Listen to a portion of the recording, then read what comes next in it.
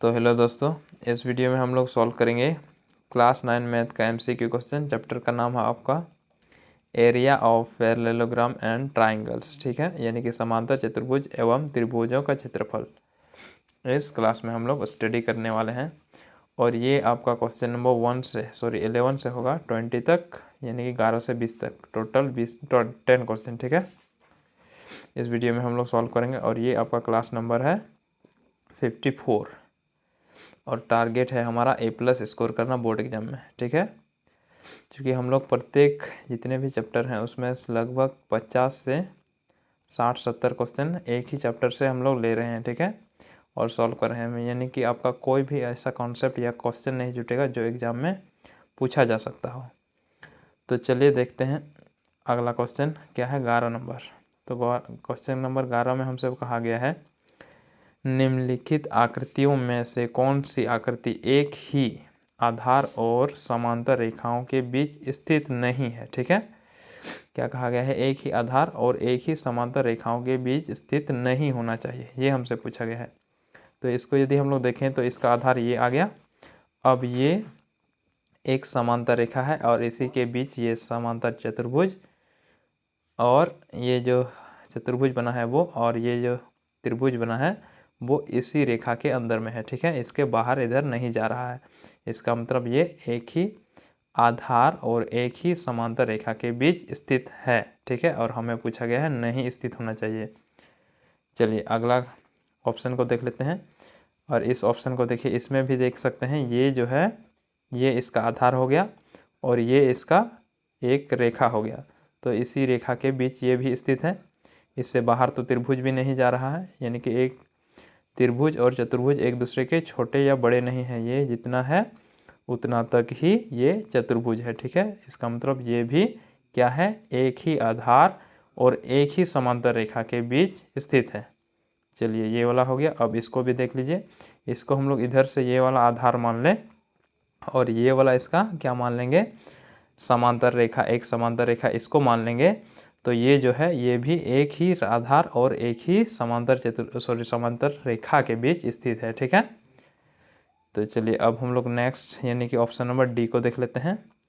तो इसमें देखिए ये आपका एक आधार हो गया, एक ही आधार पर स्थित है, लेकिन यहाँ जो है एक ये इस रेखा पर स्थित है और ये इस रेखा पर, मतलब ये दो अलग अलग समांतर रेखा के बीच स्थित है। ये इस रेखा इस समांतर रेखा के बीच स्थित है ये वाला चतुर्भुज, और इसको यदि हम लोग देखें तो ये इस समांतर रेखा के बीच स्थित है। ठीक है, इसका मतलब ये अलग अलग समांतर रेखा के बीच स्थित है। यही वाला ऑप्शन हमें पूछा गया था, यानी कि ऑप्शन नंबर डी सही होगा। ठीक है, चलिए अब हम लोग बढ़ते हैं अगला क्वेश्चन की ओर, और ये है हमारा क्वेश्चन नंबर 12। इसमें हमसे पूछा गया है, निम्नलिखित आकृतियों में से कौन सी आकृति एक ही आधार और एक ही समांतर रेखा के बीच स्थित है। पिछले क्वेश्चन में हमसे पूछा गया था स्थित नहीं है, और यहाँ हमें पूछा गया है स्थित है। ठीक है, तो इसको देख लीजिए।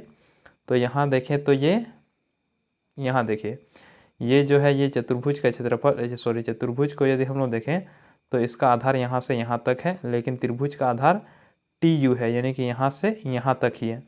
तो ये एक ही आधार पर स्थित नहीं है, तो ये वाला गलत हो जाएगा आपका। ठीक है, अगले ये वाला क्वेश्चन देखिए, इसमें कहा गया है ये इसका एक समांतर रेखा है और ये इन दोनों का आधार है। ठीक है, यहाँ से AB आधार है, तो त्रिभुज के लिए AB आधार है और चतुर्भुज के लिए भी AB ही आधार है, लेकिन ये समांतर एक ही समांतर रेखा के बीच स्थित नहीं है। ये क्या है, DC एक समांतर रेखा है, इसके बीच स्थित है ये चतुर्भुज, और E को देखें तो E एक इस समांतर रेखा के बीच स्थित है। ठीक है, यानी कि इससे बड़ा नहीं है, तो ये समांतर रेखा के बीच स्थित है। तो ये क्या होगा, ये भी दो समांतर रेखा निकल रहा है। ठीक है, यानी कि एक ही आधार और एक ही समांतर रेखा के बीच स्थित नहीं है, इसलिए ये वाला ऑप्शन भी गलत हो जाएगा। चलिए अब इसको देख लीजिए, इसमें भी देख सकते हैं ये आपका आधार हो गया। ठीक है, तो ये चतुर्भुज के लिए भी मान सकते हैं और त्रिभुज के लिए, ये त्रिभुज के लिए भी। ठीक है, लेकिन ये जो है ये एक ही समांतर रेखा के बीच स्थित नहीं है, क्योंकि इसका समांतर रेखा ये यहाँ तक है, ये चतुर्भुज जो है वो यहाँ तक है, और इस T को यानी कि त्रिभुज को देखें तो ये यहीं तक है। ठीक है, तो ये दो समांतर रेखा के बीच स्थित है। इसका मतलब ये जो है ये त्रिभुज छोटा है इस चतुर्भुज से, तो ये तो यहाँ से होना, यहाँ से यदि इस प्रकार होता है यहाँ से यहाँ तक, तो ये एक ही चतुर्भुज मतलब एक ही आधार और एक ही समांतर रेखा के बीच स्थित होता, ठीक है। तो ये यहाँ तक है, इसलिए ये गलत हो जाएगा। अब देखिए last question, sorry last option. तो इसमें देखिए, इसमें कहा गया है DC एक, यदि हम लोग इसको आधार मान लें तो, और ये आपका आ जाएगा यहाँ से यहाँ तक त्रिभुज, और ये आपका चतुर्भुज आ जाएगा, ठीक है।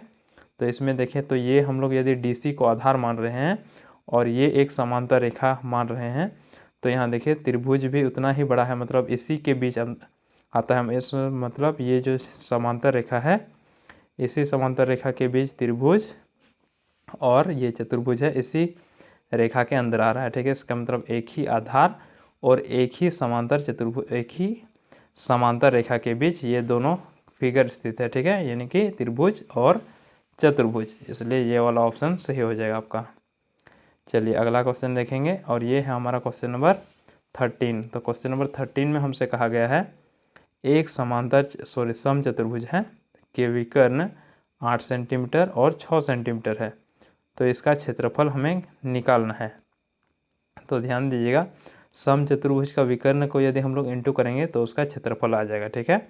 तो इसको और इसको इंटू करने के बाद कितना आएगा, 6 × 48, यानी कि ऑप्शन नंबर D सही है। इसका क्षेत्रफल क्या होगा, ऑप्शन नंबर D यानी कि 48 होगा, ठीक है। चलिए अब हम लोग बढ़ते हैं अगला क्वेश्चन की ओर, और ये है हमारा क्वेश्चन नंबर 14।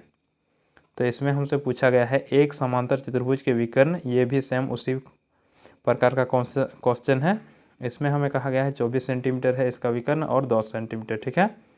तो यदि इसको हम लोग इंटू करेंगे इसका क्षेत्रफल निकालने के लिए, तो कितना आएगा, 210 आ जाएगा, ठीक है, यानी कि ऑप्शन नंबर A सही होगा, ये वाला।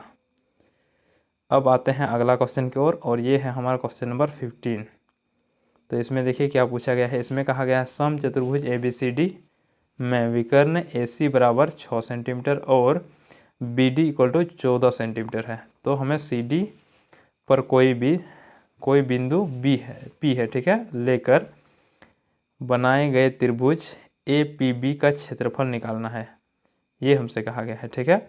तो यहाँ देखिए पहले हम लोग सम चतुर्भुज का क्षेत्रफल निकाल लेंगे, और हम लोग जानते हैं यदि एक ही आधार और एक ही समांतर रेखा के बीच एक आयत या फिर समांतर चतुर्भुज और त्रिभुज स्थित होता है, तो उसका जो चतुर्भुज का क्षेत्रफल होता है उसका आधा होता है त्रिभुज का क्षेत्रफल, ठीक है। तो पहले हम लोग क्या करेंगे, इस चतुर्भुज का क्षेत्रफल निकाल लेंगे, उसके बाद हम लोग इसको आधा कर देंगे, ठीक है।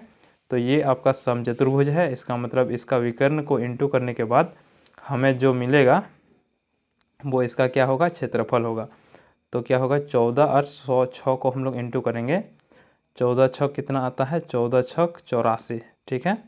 तो 14 छक 84 हो गया। अब हम लोग हमें क्या करना है, इसको आधा कर देना है, क्योंकि हमें त्रिभुज का क्षेत्रफल चाहिए। ये 84 जो आ गया वो आपका चतुर्भुज का क्षेत्रफल आया, ठीक है, और त्रिभुज का क्षेत्रफल उससे आधा होगा, तो इसका मतलब ऑप्शन नंबर B सही होगा। कितना आएगा, 42। 84 का आधा कितना होता है, 42, ठीक है, इसलिए ऑप्शन नंबर B सही है, 42 सेंटीमीटर स्क्वायर। चलिए अब हम लोग बढ़ते हैं अगला क्वेश्चन की ओर, और ये है हमारा क्वेश्चन नंबर 16। इसमें हमसे पूछा गया है एक ही आधार और एक ही समांतर रेखा के बीच स्थित त्रिभुज में बराबर होता है, त्रिभुज का क्षेत्रफल बराबर होता है या बड़ा छोटा आधा या इनमें से कोई नहीं। तो इसमें कहा गया है दो त्रिभुज है, ठीक है, और वो क्या है, एक ही आधार पर स्थित है और एक ही समांतर रेखा के बीच स्थित है, तो उसका क्षेत्रफल में क्या प्रभाव पड़ेगा, यानी उसको हम लोग बना के देख लेते हैं, ठीक है। तो मान लेते हैं ये एक आधार है, इसी पर 1 और 2 यानी कि दोनों त्रिभुज है, ठीक है, AB है, और इसी पे 2 त्रिभुज है। अब इसके ऊपर हम लोग एक समांतर रेखा ड्रॉ कर देते हैं, ठीक है। अब हम लोग त्रिभुज बनाने की कोशिश करेंगे, तो जैसे इस प्रकार हम लोग बना दिए एक ठो, ये आपका त्रिभुज हो गया, और एक ठो इधर ऐसा बना दिए, ठीक है। तो अब हम लोग यदि इस त्रिभुज का क्षेत्रफल निकालेंगे तो ये हमेशा इक्वल होगा, ठीक है। इसका क्षेत्रफल जितना आएगा और इसका क्षेत्रफल जितना आएगा वो हमेशा इक्वल होगा, क्योंकि ये एक ही समांतर रेखा और एक ही आधार पर बने हैं, ठीक है, यानी कि एक ही आधार और एक ही समांतर रेखा के बीच बना है, ठीक है। तो क्या होगा, ये वाला ऑप्शन नंबर ए होगा, ठीक है, इक्वल होगा। तो चलिए अब हम लोग बढ़ते हैं अगला क्वेश्चन की ओर, और ये है हमारा क्वेश्चन नंबर 17। तो इसमें हमसे पूछा गया है आकृति में समांतर चतुर्भुज ABCD का क्षेत्रफल हमें निकालना है, ठीक है, ABCD का क्षेत्रफल। तो इस आकृति में हमें ABCD का क्षेत्रफल निकालना है। कहाँ है ABCD, यहाँ से ABCD,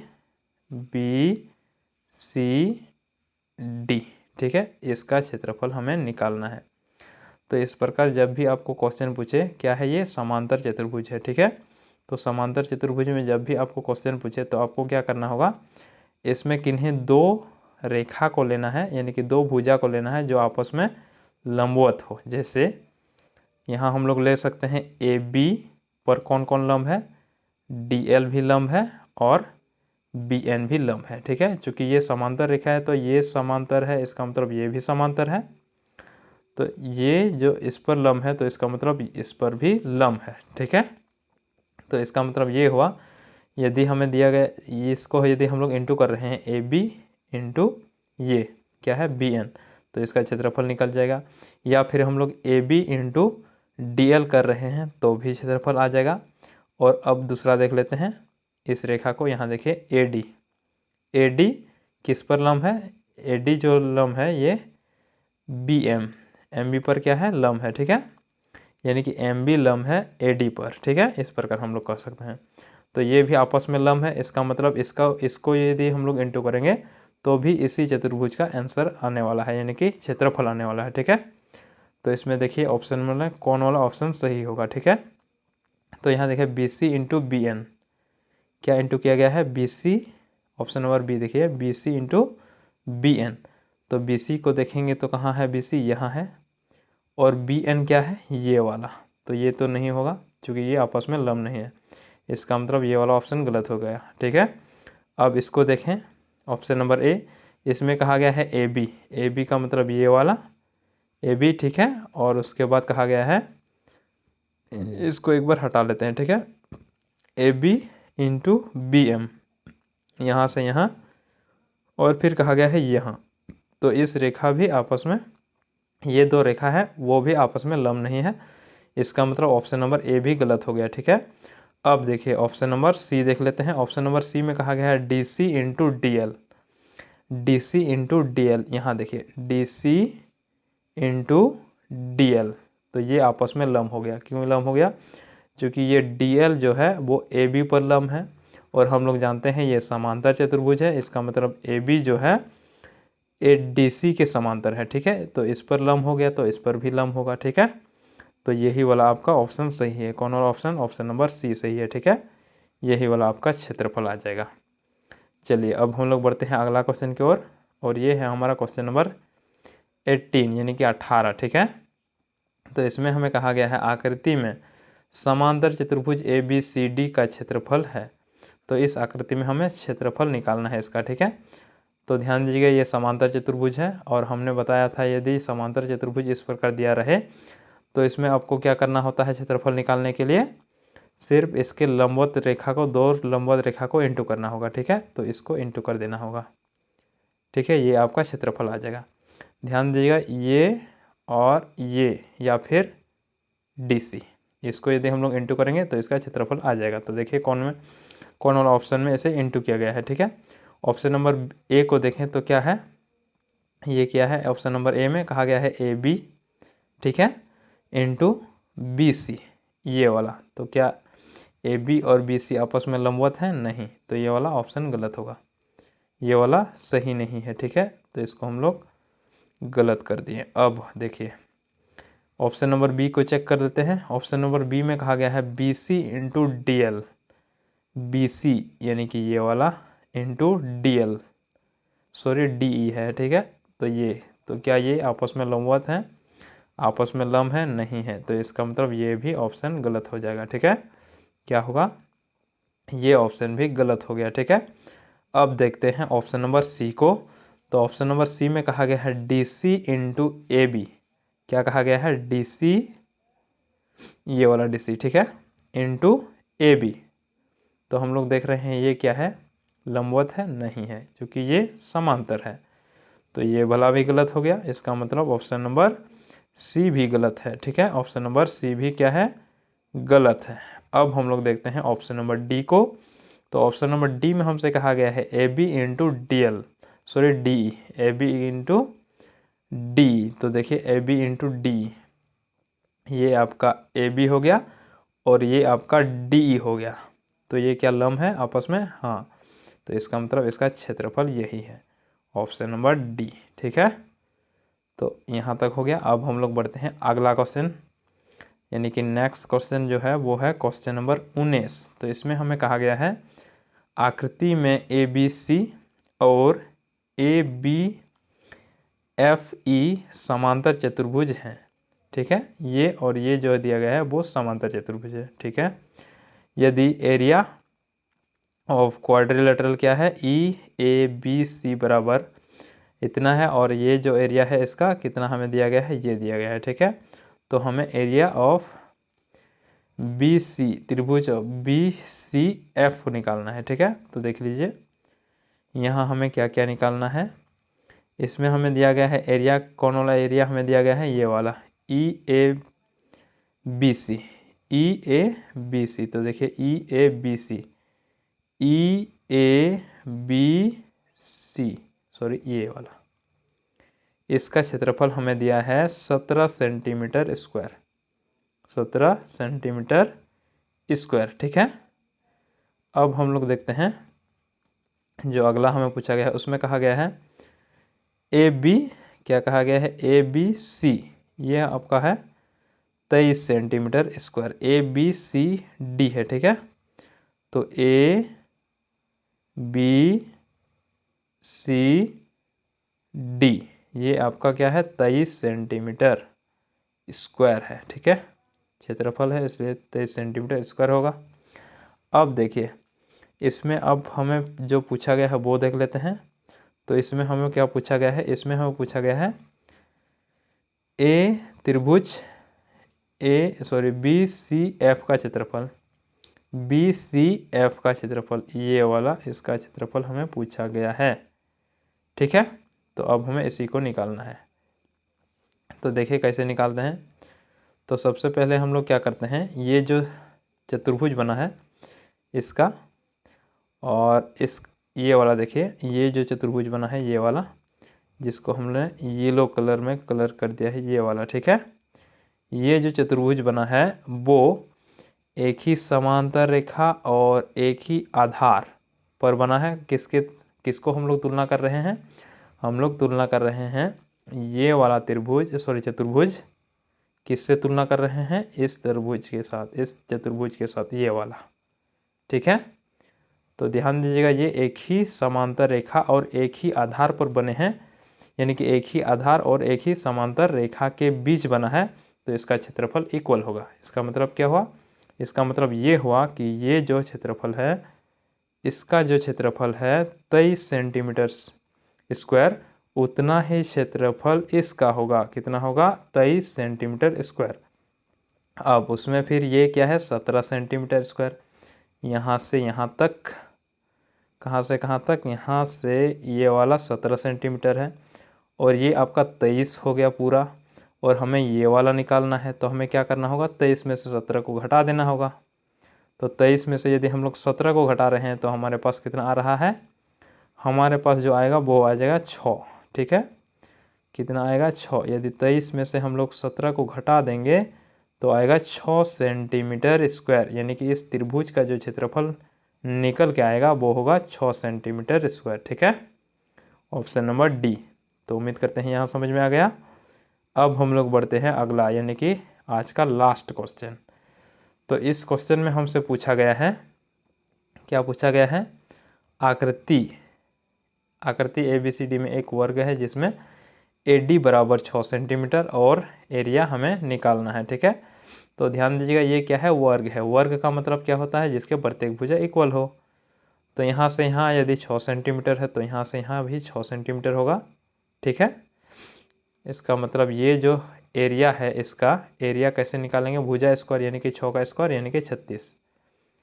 ठीक है, अब हमें ध्यान देना है ये जो त्रिभुज बना है ये एक ही आधार मतलब वर्ग के आधार जितना है उसी आधार पर बना है और ये एक ही समांतर रेखा के बीच स्थित है, ये वर्ग भी और त्रिभुज भी। इसका मतलब ये त्रिभुज का क्षेत्रफल इस वर्ग का क्षेत्रफल से आधा होगा। ठीक है, तो यदि हम लोग इसका क्षेत्रफल निकालेंगे तो इसका आधा कितना होता है 18, 36 का आधा 18 यानी कि option number C, option number C सही होगा। ठीक है, तो उम्मीद करते हैं आप लोगों को समझ में आ गया होगा और यदि कहीं पे फिर भी दिक्कत आपको आ रहा है या कहीं समझ में नहीं आ रहा है तो आप हमें कमेंट कर पूछ सकते हैं। ठीक है, तो चलिए आज के क्लास को यहीं तक रहने देते हैं, फिर हम लोग मिलेंगे नेक्स्ट वीडियो में।